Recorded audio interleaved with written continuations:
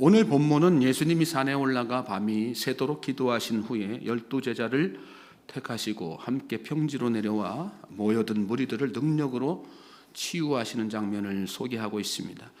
12절 말씀 보십시오. 이때에 예수께서 기도하시러 산으로 가사 밤이 새도록 하나님께 기도하시고, 예수님은 죄사함의 권세가 있으신 분, 예수님이 하나님이신 것을 증거하는 것이 누가복음의 일관된 흐름이라는 것을 이렇게 말씀드렸습니다. 그런데 오늘 본문에 보면 그런 예수님이 하나님께 기도하시는 것을 보게 됩니다. 언뜻 보면 이해가 되지를 않습니다. 예수님이 하나님이신데 왜 하나님께 기도를 하실까요?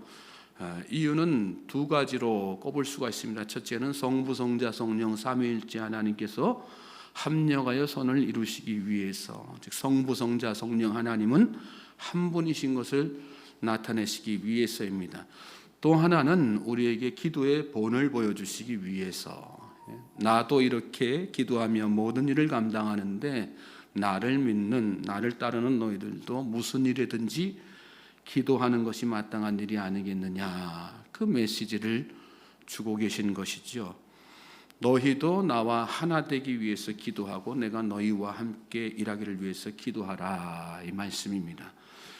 그렇습니다. 우리가 이미 인식하고 있지만 이 새벽에 다시금 각인해야 하는 것이 기도의 중요성과 필요성입니다. 우리는 무슨 일을 하든 기도로 시작해야 하고 어떤 상황에 처하든 기도로 깨어 있어야 하는 것입니다.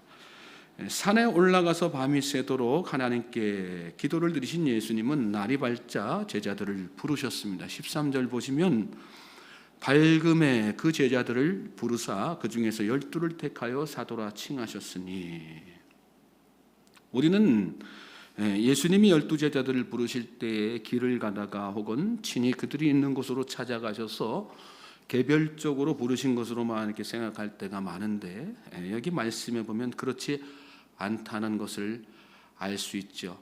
예수님은 베드로, 안드레, 야고보, 요한 그리고 세리, 마태와 같은 이들을 개별적으로 부르시기는 하셨지만, 그렇다고 해서 그 즉시 그들을 사도로 세우신 것이 아닙니다. 하나님께 밤이 새도록 기도를 드리시고 그들 외에도 예수님을 따르는 많은 제자들이 있었지만 그 가운데에서 특별히 12제자를 택하여 사도로 구별하여 세우신 것입니다. 사도란 제자와는 또 다른 의미가 있죠. 예수님을 통해서 무언가 얻어보려고 따르는 사람들을 일컬어 무리들, 또 예수님을 통해서 무언가 배우고자 하는 사람들을 일컬어 제자들이라고 한다면 그 가운데에서도 사명을 주시기 위해서 특별히 세우신 사람들을 일컬어 사도라고 할 수 있습니다. 그래서 파견된 자, 보냄을 받은 자라는 뜻의 헬라어 아포스톨레스를 사용하는 것입니다. 우리 그리스도인들의 최종 목표는 여기에 있어야지 됩니다. 구하는 거 좋습니다. 배우는 거 좋습니다. 그러나 사명이 빠지면 참된 그리스도인이라고 할 수 없습니다. 구하고 배우는 것은 사명을 위한 것이지 그 자체로 목적이 되어서는 안 되는 것이죠. 그래서 신앙이 성숙한 사람일수록 마음속에 늘 사명을 생각하고 사는 것입니다. 내가 이렇게 살아도 되는 것인가? 나중에 하나님 앞에 섰을 때 내가 무슨 일 하다 왔다고 말씀을 드려지려나? 내가 무엇으로 하나님을 기쁘시게 해드릴 수 있을까? 두렵고 떨리는 마음에 한 영혼이라도 구원하기 위해서 분주하고요. 하나님의 생각하면, 하나님의 은혜 생각하면 감사한 마음이지만 그 한편에 내가 뭔가를 더 해야지 되는데 그런 생각으로 늘 송구하고, 그게 사명자의 마음이고 또 그런 사람이 사도 아니겠습니까? 오늘 저와 여러분이 하루를 살아도 그런 사도 의식을 가지고 사실 수 있기를 주님의 이름으로 소망합니다. 14절부터 16절 말씀 또 보세요. 곧 베드로라고도 이름을 주신 시몬과 그의 동생 안드레와 야고보와 요한과 필립과 바돌로메와 마태와 도마와 알페오의 아들 야고보와 셀롯이라는 시몬과 야고보의 아들 유다와 예수를 파는 자들 가룟 유다라. 12사도의 이름이 여기 이렇게 기록되어 있는데 이게 사실 얼마나 영광스러운 일이겠습니까? 이렇게 예수님의 부름받은 사도로 성경에 기록되어서 역사의 길이 남을 주인공이 된다는 것은 영광 중에 영광이 아닐 수 없습니다. 그러나 이것보다 더 영광스러운 것은 우리 이름이 하늘에 기록되는 것입니다. 예수님도 그 말씀하셨죠. 나중에 70인의 제자들이 파송받고 나가서 주님이 주신 능력으로 귀신들이 제어되는 그 현장을 경험하고 돌아와가지고 신기하고 막 기뻐할 때에 귀신들이 너희에게 항복하는 것으로 기뻐하지 말고 너희 이름이 하늘에 기록된 것으로 기뻐하라. 기뻐가지고 신이 나 있는 제자들에게 예수님 그런 말씀하셨어요. 우리 이름도 그렇습니다. 성경에 이름 없어도 괜찮아요. 사람들이 기억해 주지 않아도 좋습니다. 누가 기억하시니까요? 하나님께서 기억하시니까요. 어디에 기록되어 있으니까요? 하늘에 기록되어 있으니까. 그게 사도적 마인드입니다. 이 세상 사람 날 몰라줘도, 이 세상 사람 날 몰라줘도, 이 세상 사람 날 몰라줘도 뒤돌아서지 않겠네. 우리가 찬양하잖아요. 존귀 영광 모든 권세 주님 홀로 받으소서. 멸시천대 십자가는 제가 지고 가오리다. 이름 없이 빛도 없이 감사하며 섬기리다. 우리는 사도적 마인드를 가지고 사는 사람들입니다. 그걸 흔들림 없이 간직하는 것 참 중요한 것이고요. 그걸 간직하기 위해서 부르심에 감사하면서 늘 깨어서 기도해 주되는 것입니다. 여기 이 기록된 사도들의 이름을 살펴보면서 이 사도들의 면면을 보십시오. 학식 가지고 뽑으신 게 아니에요. 재산 많고 능력 많아서 뽑으신 것도 아닙니다. 기도로 하나님의 의지에 따라서 이렇게 뽑으신 거란 말씀이죠. 우리가 부름받은 것도 그렇습니다. 너희가 나를 택한 것이 아니요 내가 너희를 택하여 세웠나니 이는 너희로 가서 열매를 맺게 하고 또 너희 열매가 항상 있게 하여 내 이름으로 아버지께 무엇을 구하든지 다 받게 하려 함이라.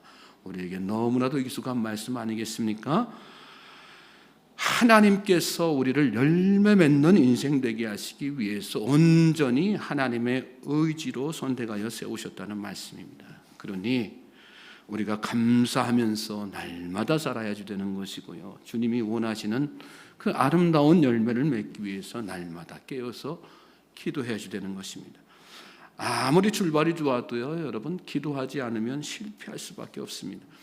예수님이 밤이 새도록 기도하시고 12제자를 택하여 세우셨는데 여기 가룟 유다를 제외한 이 사람들이 나중에 성령 받고서야 제대로 사명 감당하지만 예수님 살아계시는 동안에는 어떻게 했습니까? 기도로 세우신 것이 무색할 정도로 다 실패하고 말았지 않습니까? 이유가 뭘까요? 예수님이 사람들을 잘못 봐서 그런 거예요? 잘못 선택하신 거예요? 그렇지 않습니다. 예수님이 기도로 세우셨어요. 그런데도 불구하고 그들이 기도하지 않아서 그런 것입니다. 주님의 기도로 세움받았으면 자기들은 더욱더 깨어서 기도로 사명을 감당해야 하는데 기도하지 않았어요. 그들은 예수님이 잡히시던 날 새벽까지도 잠만 쿨쿨 자고 있었습니다. 가룟 유다가 예수님을 팔아넘긴 것도 타고난 운명이라서 그런 것입니까?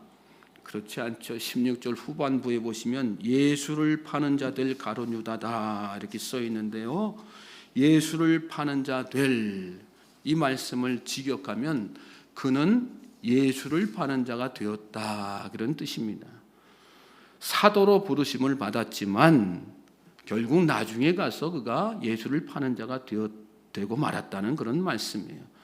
기도로 깨어있지 않으니까 마귀가 그 속에 들어가서 그렇게 되고 만 것입니다. 우리도 다 마찬가지입니다. 기도하지 않는 사람은 넘어지고 실패할 수밖에 없습니다. 언제 마귀가 틈탈지 모릅니다. 그래서 베드로전서 5장 8절에 근신하라 깨어라 너희 대적 마귀가 우는 사자같이 두루다니며 삼킬 자를 찾나니 이렇게 말씀한 것입니다.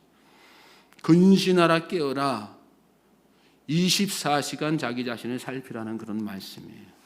그런 영적 긴장감을 가지고 깨어서 기도하라는 그런 말씀입니다. 저는 저와 여러분이 그렇게 이 새벽에 또 이렇게 기도로 시작하셨지만 24시간 깨어서 하나님 앞에 기도하는 그런 기도자로 서실 수 있게 되기를 주님의 이름으로 소망하고 축복합니다. 가룟 유다가요 이때만 해도 괜찮은 사람이었어요. 17절부터 19절 말씀 보시겠어요? 보시면 예수께서 그들과 함께 내려오사 평지에 서시니 그 제자의 많은 무리와 예수의 말씀도 듣고 병 고침을 받으려고 유대 사방과 예루살렘과 두로와 시돈의 한으로부터 온 많은 백성도 있더라. 더러운 귀신에게 고난받은 자들도 고침을 받은지라. 온 무리가 예수를 만지려고 힘쓰니 이는 능력이 예수께로부터 나와서 모든 사람을 낫게 함이로라. 예수님이 12사도와 함께 평지로 내려와서 서셨어요. 그랬더니 모여있던 다른 제자들과 함께 사방팔방에서 사람들이 몰려와 있는데 거기서 병고침의 역사, 귀신 들린 자들이 고침받는 역사가 났다는 그런 말씀을 여기 생생하게 기록하고 있는 것이죠.